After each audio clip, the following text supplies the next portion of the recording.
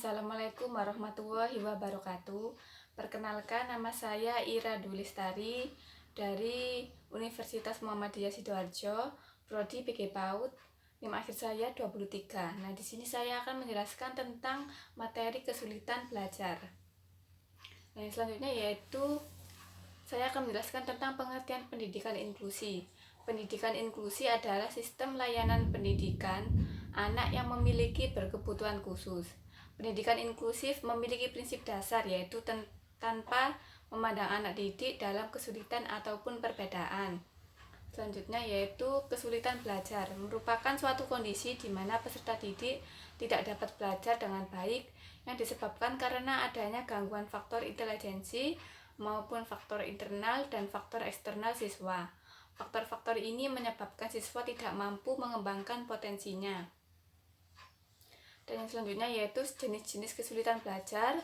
Yang pertama, gangguan belajar atau learning disorder, yaitu suatu keadaan di mana ketika individu mengalami kesulitan dasar seperti membaca, menulis, dan berhitung.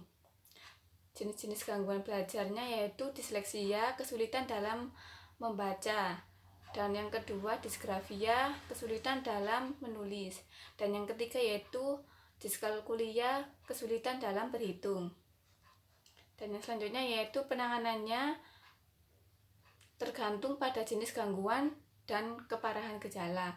Penanganan bisa dilakukan dengan okupasi terapis untuk mendapatkan solusi yang terbaik dengan membantu anak mempelajari strategi baru dalam mata pelajaran, seperti membantu anak dalam belajar untuk mengatur diri mereka sendiri atau menyelesaikan tugas sehari-harinya.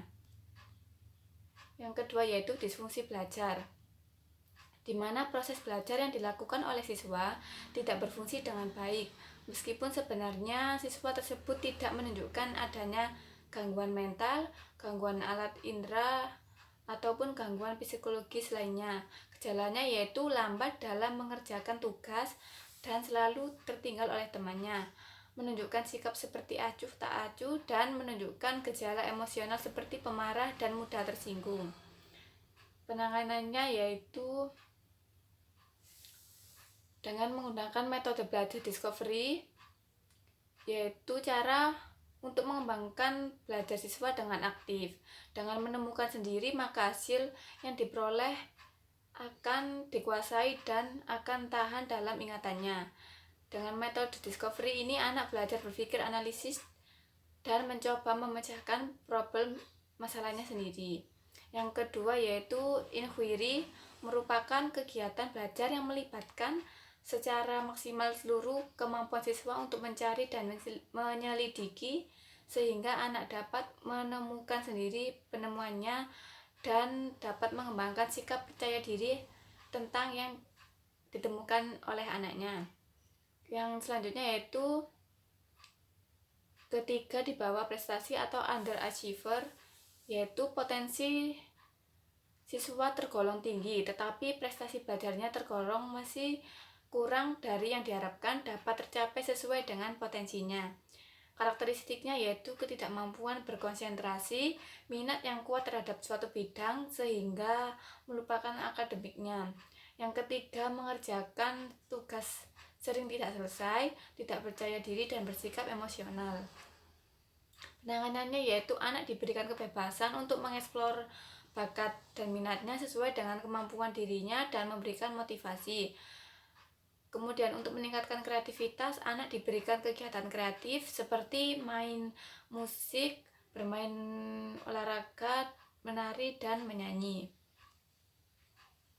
Yang keempat yaitu lambat belajar atau slow learner, yaitu potensi intelektual anak sedikit di bawah anak normal tetapi tidak termasuk anak tunagrahita. Dalam beberapa hal ini anak mengalami hambatan atau keterlambatan berpikir.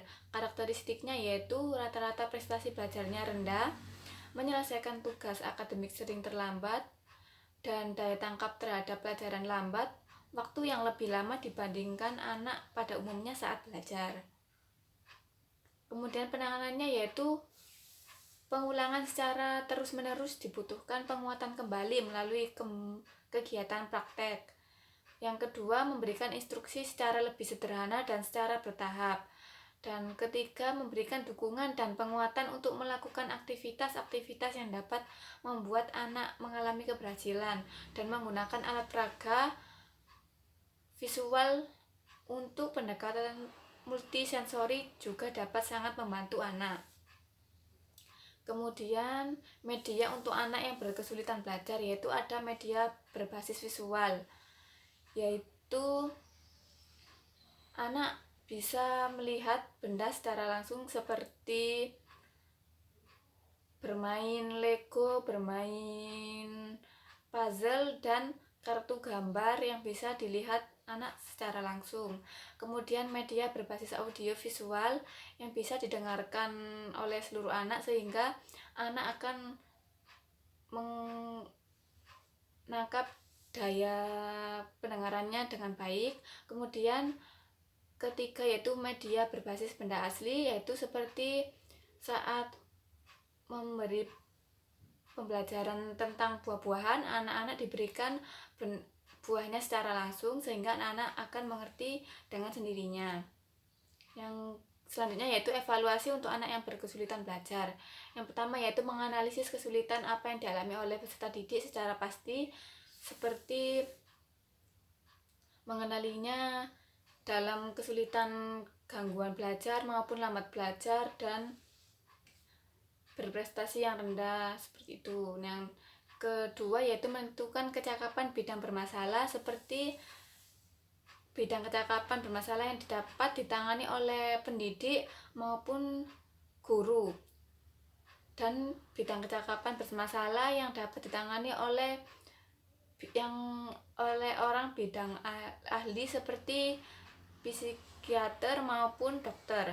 Dan yang ketiga yaitu menyusun program perbaikan, seperti tujuan pengajaran remedial, materi pengajaran remedial, kemudian metode pengajaran remedial, dan strategi pengajaran remedial maupun evaluasi dan penilaiannya. Yang keempat yaitu melaksanakan program perbaikan, yaitu di sini guru akan memberikan pertimbangan tentang model-model dan strategi pembelajaran agar anak dapat mengatasi kesulitan belajarnya. Nah, sekian dari saya